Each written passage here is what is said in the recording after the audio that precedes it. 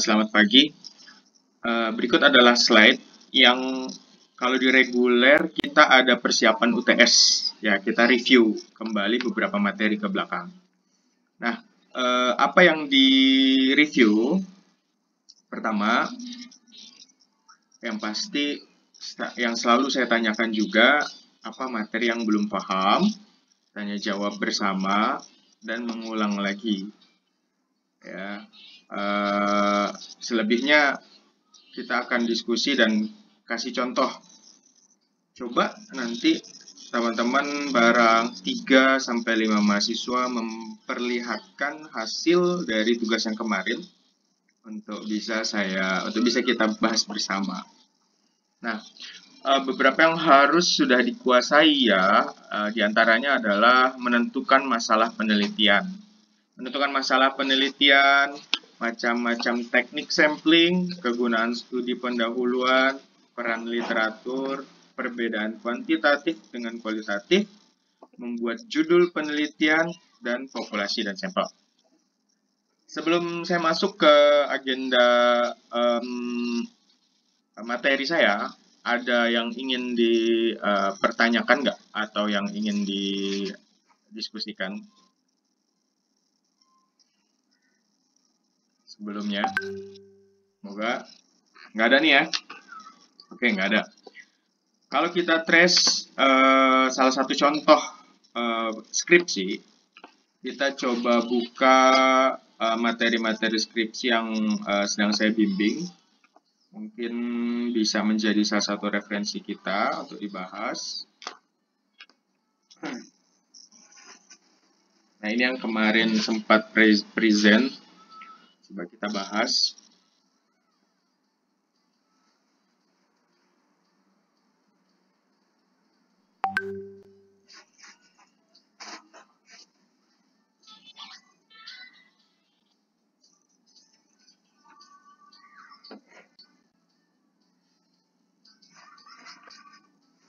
Buka dua ya, biar bisa jadi perbandingan.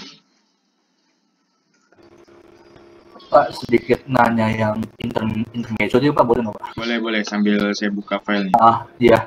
Jadi saya perhatiin Bapak kan banyak yang bimbingannya ya Pak, banyak bimbingan ke Bapak ya, betul ya Pak? Banyak yang bimbingan sama Bapak kan ya Pak?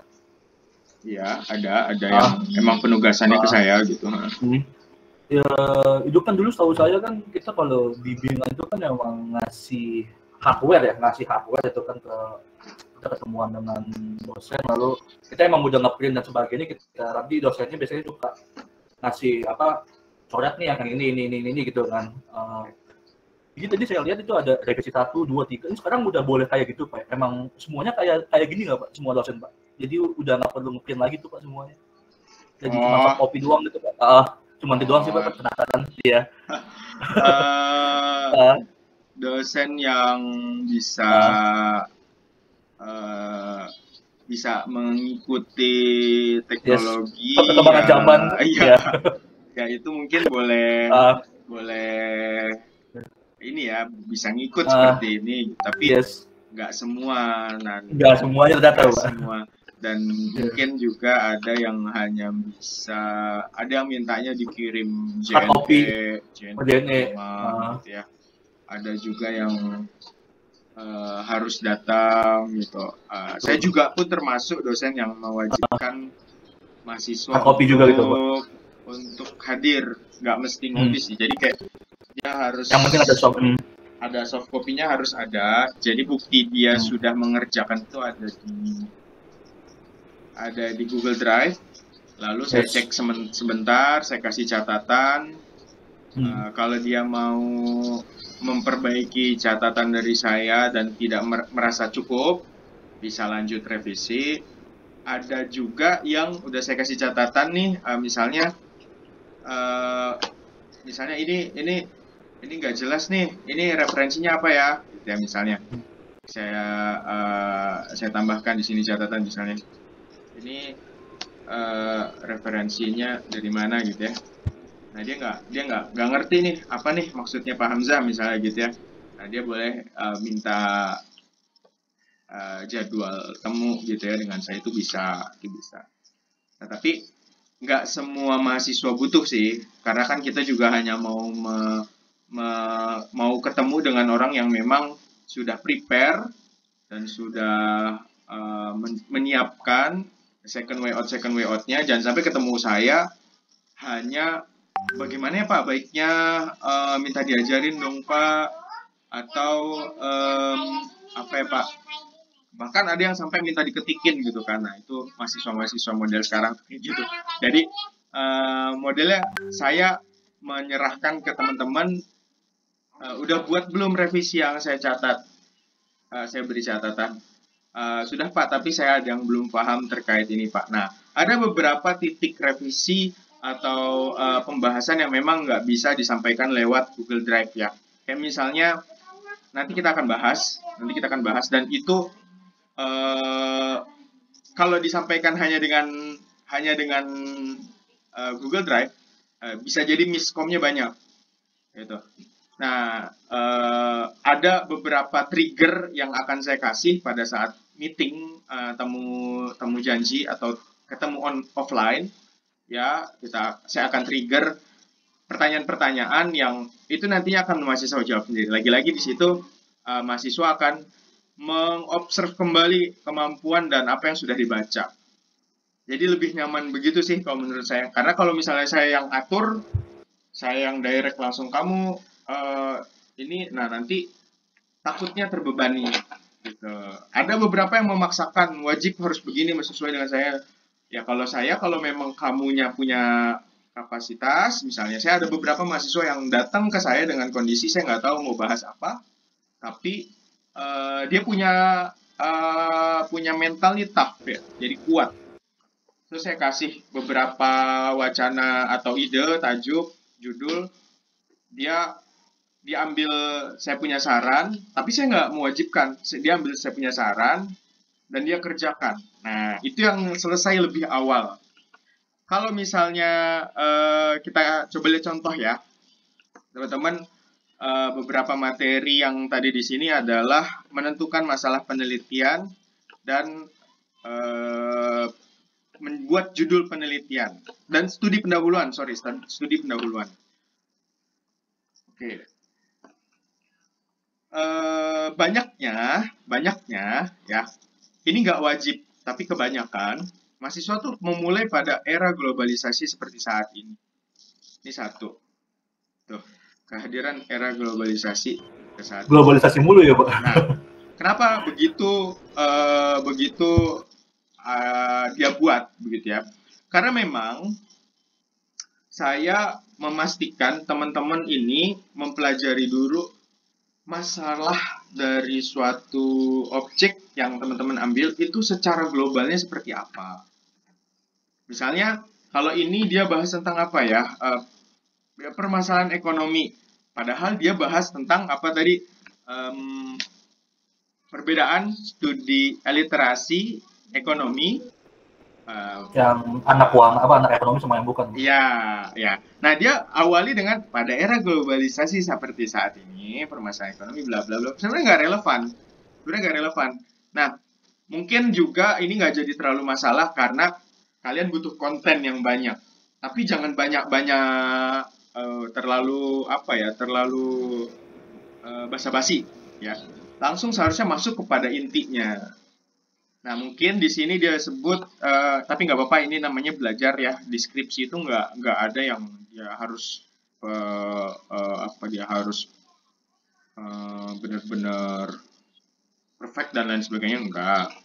Misalnya dia disebut di sini masyarakat gitu untuk mencari solusi permasalahan ekonomi, keberagaman, lembaga. Ini arahnya apa nih? Ini buat masyarakat berposisi sebagai konsumen cenderung konsumtif. Nah, cenderung konsumtif di sini menjadi tanda highlight dan membeli tanpa berpegang pada prinsip keuangan. Nah, ini adalah konten daripada dia punya tajuk tentang literasi keuangan. Nah, ini adalah di paragraf pertama dia sudah menjelaskan secara global, banyak loh orang yang konsumtif tanpa memikirkan atau berpegang pada prinsip keuangan pada saat membeli suatu barang. Banyak kan? Nah, teruji nih.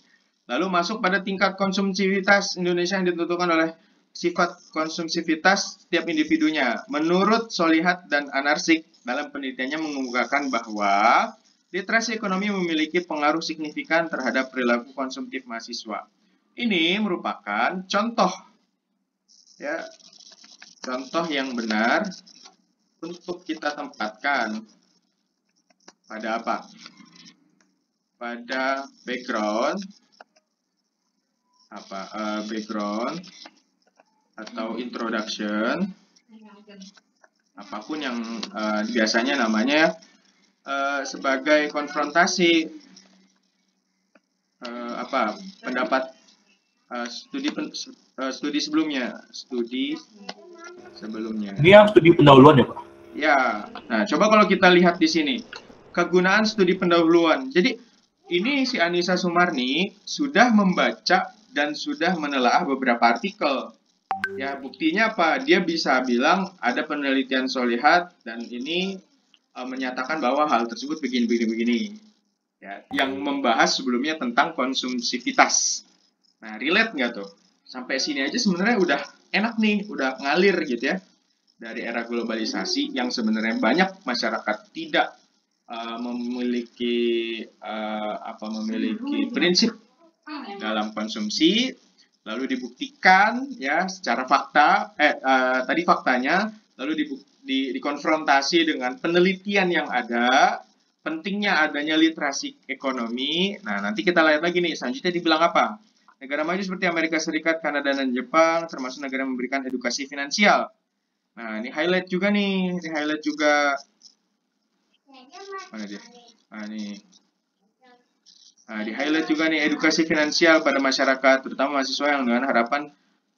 mahasiswa dengan harapan literasi keuangan semakin meningkat. Menurut siapa? Oh, udah ada lagi penelitiannya. Seperti inilah teman-teman yang bagus ya. Jadi kita ngomong apa, gak usah banyak-banyak mikir. Kita itu ngomong sesuai dengan penelitian yang sudah ada sebelumnya. Literasi keuangan sudah dijadikan sebagai program nasional agar masyarakat sadar akan keuangan yang pada nantinya akan meningkatkan kesejahteraan dan kemakmuran bangsa. Tuh. Jadi kita nggak perlu banyak lagi mikirin apa gimana tulisannya. Kita cukup baca artikel, tesis, disertasi, dan di situ banyak banget yang sesuai dengan penelitian kita. Bahkan lebih bagus lagi kalau misalnya kalian punya dosen pembimbing, udah pernah nulis hal tersebut, tulisannya dia kutip di penelitian kalian. Wah, dia pasti senang banget. Ya, udah pasti kamu nih mudah lah. Nah, jadi kan ini kan yang nulis tadi siapa nih? Mendari dan Kewal ya. Kalau kalian punya dosen pembimbingnya namanya Pak Bayu ya, Pak Bayu, coba searching di Google Scholar, Pak Bayu tulisannya apa nih, terkait apa ya. Itulah kita harus studi pendahuluan. Jadi studi pendahuluan ini bukan hanya sekedar kita punya lingkungan, pendapat ahli atau teori yang sebelumnya di penelitian yang sebelumnya sudah dibahas sama dosen pembimbing saya pakai kayak gitu maksudnya. Dapat ya sampai sini ya. Tips buat kalian menghadapi pembimbing nanti ya. Nanti teman-teman boleh tuh dipakai. Saya juga mengutip nih Pak dari tulisan Bapak kayak gitu. Terus ya kasih datanya. Nah, ini dia nih datanya. Ini adalah data ya. Data kuantitatif yang mendukung atau menolak dari statement sebelumnya. Jadi, kalau kita sebelumnya punya statement pentingnya mengadakan literasi keuangan, nah itu menurut siapa? Nah, setelah kita bilang menurut siapa, kita tampilkan datanya. Nah, kayak gitu. Sampai sini, ada yang mau ditanya sebelumnya?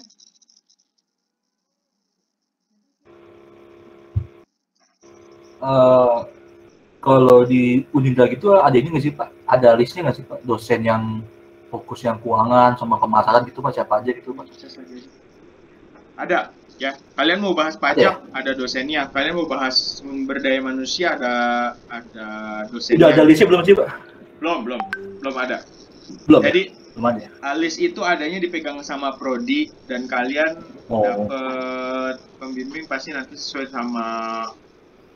sama apa judul yang kalian pilih. Dan pasti emang random ya, Pak ya? Emang random gitu ya. Emang random. Oke, nah ini merupakan contoh yang cukup relevan ya. Kalian perlu banget untuk menampilkan data-data ya seperti ini ya. Lalu juga menampilkan konfrontasi dari peneliti sebelumnya dan penelitian dan fakta-fakta yang ada. Lalu masuklah kepada identifikasi masalah. Rendahnya tingkat literasi keuangan di Indonesia ini merupakan identifikasi masalah yang tadi ditunjukkan di atas. Nih. Ya. Ini rendah misalnya dia disebutkan di sini dia rendah. Tapi secara deskriptif kan secara pointer kita tampilkan di identifikasi masalah. Kayak gitu. Lalu terjadinya gap pemahaman literasi keuangan antara pendidikan ekonomi dan non-ekonomi. Nah, ini juga merupakan identifikasi masalah. Kayak gitu. Jadi, setelah kita benar-benar menceritakan apa yang terjadi, kita benar-benar tahu ada masalah apa di situ. Itu kenapa ya pada Medlit pertemuan 7 dijelaskan. Menentukan masalah penelitian. Menentukan masalah penelitian ini ya ini sama pentingnya nih dengan membuat judul. Dengan adanya latar belakang tadi kita udah tahu oh masalah penelitiannya ini. Nah itu ya. Oke. Lanjut. Selain itu kita juga membuat judul ini nanti ya. Teknik sampling populasi kualitatif peran literatur. Nah, kita masuk pada peran literatur. Peran literatur ini ada di bab 2, teman-teman. Kita bisa lihat di bab 2. Literatur tuh kayak gini. Kayak semacam historinya, sejarahnya, penelitian literasi keuangan tuh udah sampai mana sih? Nah, gitu. Makanya di sini dijelasin nih. Biasanya kalau di bab 2 itu hanya menjelaskan pengertian. Enggak. Dari beberapa peneliti sebelumnya. Menurut Chen dan Volpe, menurut bla bla bla, menurut bla bla bla, menurut bla bla bla bla bla bla. Lanjut aspek-aspek seharusnya nanti di sini kamu menambahkan nih setelah beberapa pendapat ahli, kamu menjelaskan di sini di akhir. Dari penjelasan di atas peneliti merangkum definisi daripada literasi keuangan adalah kayak gitu ya, merefer kepada peneliti dan pendapat ahli sebelumnya. Lalu aspek-aspek literasi keuangan. Nah, aspek-aspek literasi keuangan ini salah satu hakikat daripada literasi keuangan tersebut. Jadi, ada literatur yang menjelaskan, ada yang juga nggak menyebutkan.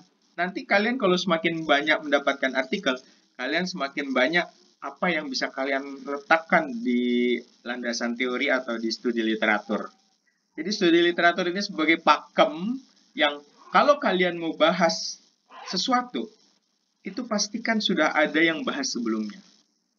Dan apakah kalian mendukung atau menolak dari pembahasan sebelumnya itu nggak jadi masalah, itu yang akan kalian taruh di bab 4. Tapi sebelumnya, benda ini sudah ada sebelumnya. Itu tingkat skripsi ya.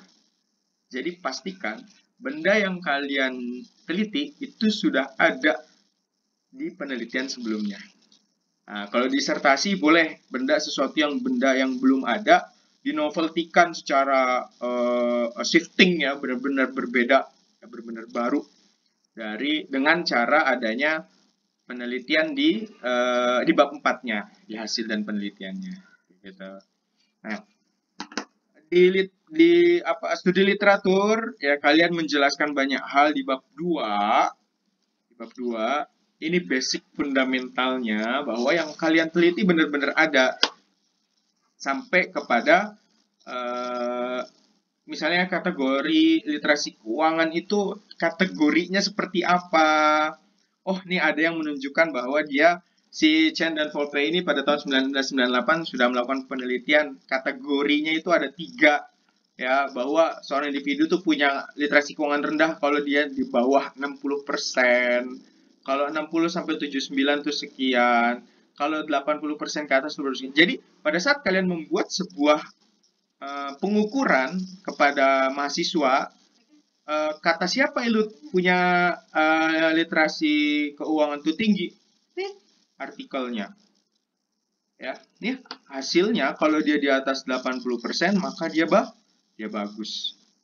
Jadi nggak mesti yang harus 90, tapi 80% sudah dianggap tinggi dengan mengerjakan tes yang disediakan sama penelitinya juga. Penelitinya punya soal nggak atau punya alat tes nggak? Di situ juga nih, di studi literatur ini juga dicari, kayak gitu.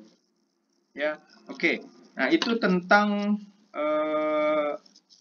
kegunaan studi pendahuluan dan peran literatur. Kita tadi sudah bahas beberapa ya, menentukan masalah penelitian, kegunaan studi pendahuluan, peran literatur, dan membuat judul penelitian. Sampai kita bisa menentukan nih, kita ini pakai kuantitatif atau kualitatif. Lihat dari mana? Coba kita lihat ya. Oke. Di bab 2 juga, setelah literatur review, kita akan membahas penelitian-penelitian yang relevan. Nah, di sini pasti dijelaskan. Misalnya ya, peneliti terdahulu yang kita ambil salah satunya oleh Kusuma Wardani tahun 2020 dengan judul penelitian yang seperti ini. Dia pakai metode apa sih? Oh, pakai metode analisis statistik deskriptif uji beda regresi probit dan tobit.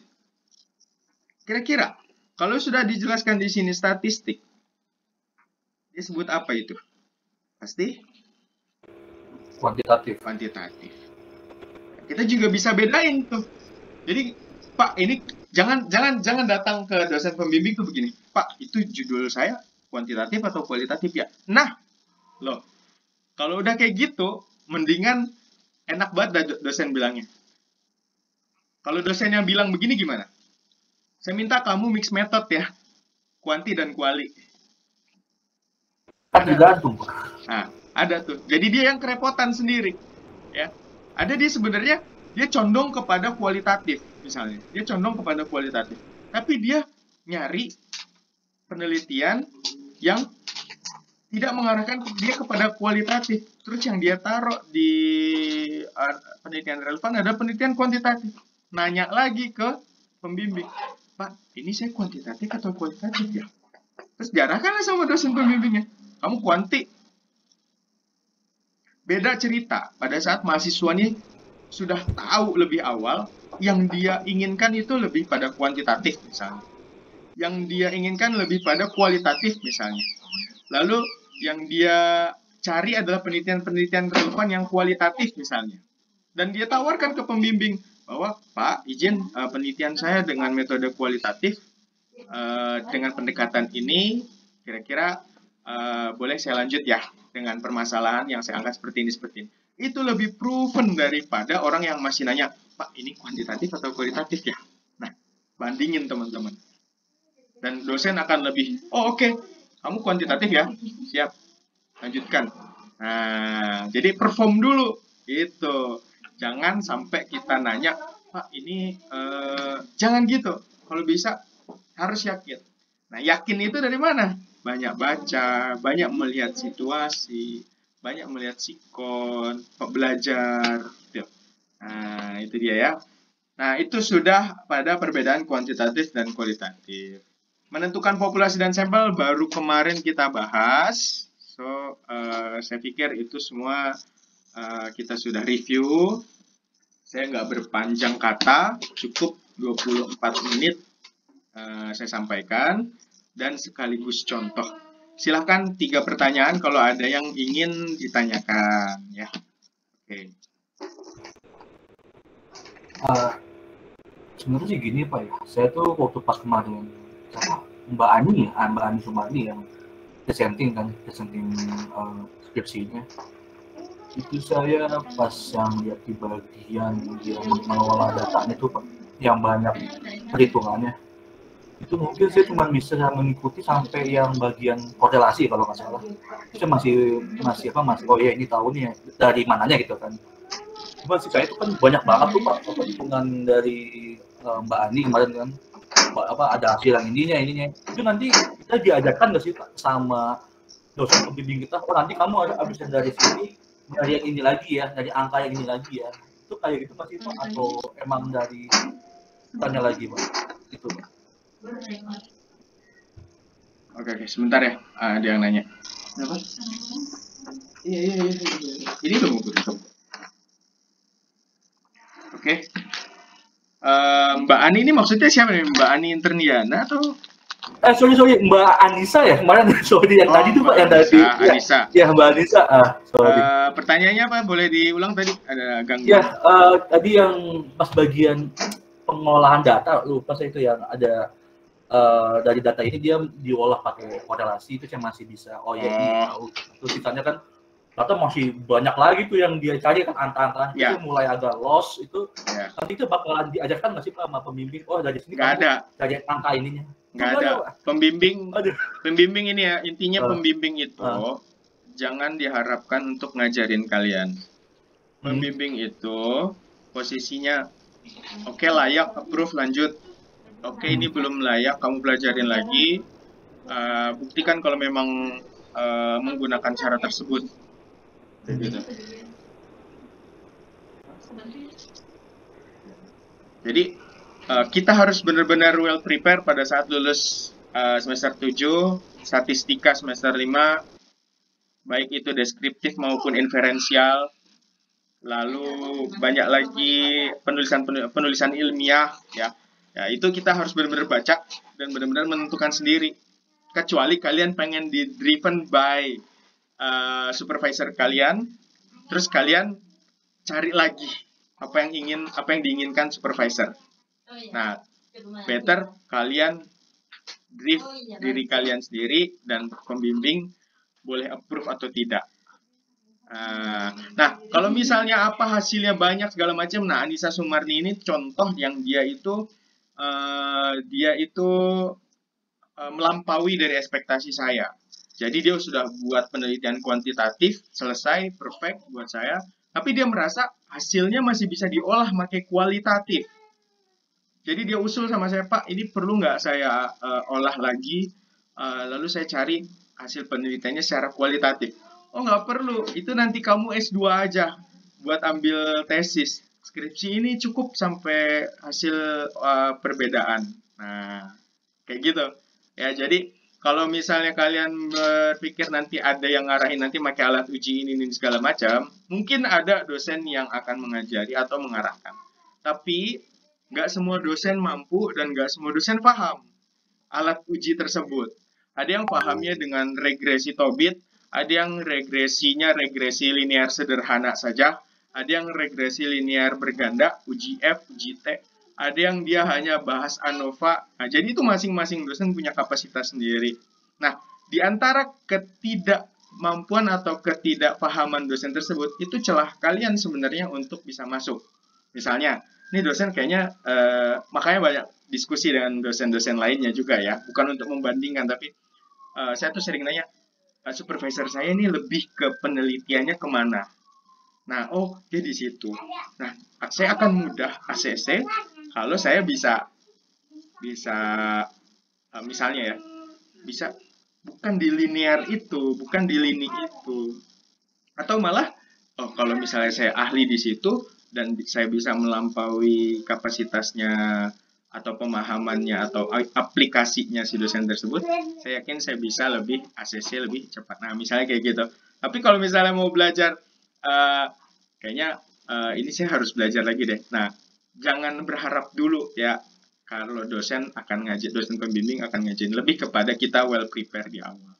Itu sih